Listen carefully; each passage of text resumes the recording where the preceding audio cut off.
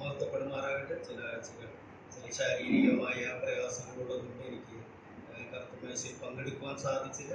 വളരെ സന്തോഷത്തോടുകൂടെ എനിക്ക് കർത്തമേശയിൽ പങ്കെടുക്കുവാൻ സന്തോഷമുണ്ട് എന്നുള്ള വീണ്ടും സഭയെ അറിയിച്ചു.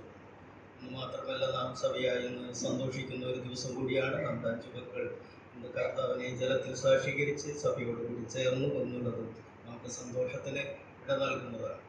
എൻ്റെ ആദ്യവർക്കും എൻ്റെ മകനും അതിലുണ്ട് എന്നുള്ളത് എനിക്ക് അതിൽ കൂടുതൽ സന്തോഷത്തിന് വക നൽകുന്ന ഒരു അവസരമായി ഞാൻ ഇതിനെ കണക്കാക്കുന്നു. ആരാധനയോടനുബന്ധിച്ച് നമുക്കൊരു വാക്യം 2 വാക്യം വായിക്കാൻ ആഗ്രഹിക്കുന്നു. വെളിപ്പാട് പുസ്തകം 5-ാം അധ്യായം അതിൻ്റെ 9, 10 വാക്യങ്ങൾ വായിക്കുവാൻ താല്പര്യം. പുസ്തകം വാങ്ങുവാനും അതിൻ്റെ മുദ്ര പൊട്ടിക്കുവാനും നീ യോഗ്യൻ. നീ ഇറക്കപ്പെട്ടു. നിന്റെ രക്തം കൊണ്ട് സർവഗോത്രത്തിലും ഭാഷയിലും വംശത്തിലും ജാതി എന്നുള്ളവരെ ദൈവത്തിനായി വിലക്ക് വാങ്ങി. ഞങ്ങളുടെ ദൈവത്തിന് അവരെ രാജ്യവും പുരോഹിതന്മാരുമാക്കി വെച്ചു. അവർ ഭൂമിയിൽ വാഴുന്നു എന്നൊരു പുതിയ പാട്ട് അവർ പാടുന്നു. നമ്മുടെ കർത്താവ് സകലത്തിൻ്റെയും സൃഷ്ടാവ് എന്ന നിലയിൽ അതെ സർവദാ ആരാധനയ്ക്ക് യോഗ്യനാണ്. അതെ, നമ്മുടെ കർത്താവ് സർവത്തിൻ്റെയും സൃഷ്ടാവാണ്. അവൻ സർവത്തിൻ്റെയും അധികാരിയാണ്. ആ നിലയ്ക്ക് അവിടുന്ന് ആരാധനയ്ക്ക് യോഗ്യനാണ്. വീണുപോയ മാനവരാശിയുടെ വീണ്ടെടുപ്പാണ് ഈ ഗാനത്തിൽ കൂടെ ദൂതന്മാർ പാടുന്നത്. ഇതൊന്നും നശിക്കാത്ത ഈ ഗാനം പാടിക്കൊണ്ട് ദൂതന്മാരും ജീവികളും അതെ ആർത്തു ഉല്ലസിച്ചുകൊണ്ട് അവർ പാടുകയാണ്. എന്നാൽ വാസ്തവത്തിൽ ഇതിൻ്റെ ഗുണഭോക്താക്കൾ എന്നുള്ളത് വീണുപോയ മാനവരാശിയാണ്. അവരുടെ വീണ്ടെടുപ്പിന് വേണ്ടിയാണ് നമ്മുടെ കർത്താവ് ഈ രക്തം ചിന്തി നമ്മളെ വീണ്ടെടുത്തത്.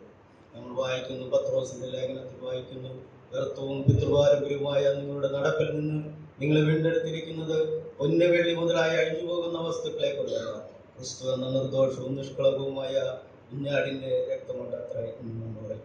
പിന്നെ നമ്മൾ വായിക്കുന്നു, 2-ാം അധ്യായത്തിലേക്ക് കടന്നു വരുമ്പോൾ നമ്മൾ വായിക്കുന്നു, നിങ്ങൾ അന്ധകാരത്തിൽ നിന്ന് അത്ഭുത പ്രകാശത്തിലേക്ക് വിളിച്ചവരെ സൽഗുണങ്ങളെ ഘോഷിപ്പാൻ തക്കവണ്ണം തിരഞ്ഞെടുക്കപ്പെട്ട ജാതി, രാജകീയ പുരോഹിതവർഗം, വിശുദ്ധ വംശവും സ്വന്തം ജനവുമാക്കി നമ്മെ തീർത്തു. നാമാണ് ആരാധനയ്ക്ക് യോഗ്യൻ. അതേ വീണുപോയ മനുഷ്യരെ വീണ്ടെടുത്ത നമ്മുടെ കർത്താവിനെ നമുക്ക് ഓർക്കാം. ഈ സ്വർഗീയ സൈന്യത്തോടുകൂടെ നമുക്ക് ചേർന്ന് പറയാം, അറുക്കപ്പെട്ട കുഞ്ഞാട് ശക്തിയും ധനവും ജ്ഞാനവും ബലവും ബഹുമാനവും മഹത്വവും സ്തോത്രവും ലഭിപ്പാൻ അവിടുന്ന് യോഗ്യനെന്ന് നമുക്ക് ഏറ്റുപറയാം. അതേ, നീതികെട്ടവരായ നമ്മൾ സ്വന്തത്തിന്റെ നീതിയിൽ നീതീകരിച്ച് പിതാവായ ദൈവത്തിനെ മക്കളും രാജ്യവും പുരോഹിതന്മാരുമാക്കി തീർത്തവനെ നമുക്ക് മഹത്വപ്പെടുത്താം, സ്തുതിക്കാം. അവിടുത്തെ ക്രൂശ് മരണത്തെ നമുക്ക് ധ്യാനിക്കാം. അവിടുത്തെ വിലയേറിയ നാമം ഇന്നും എന്നേക്കും വാഴ്ത്തപ്പെടുമാറാകട്ടെ. ആമേൻ.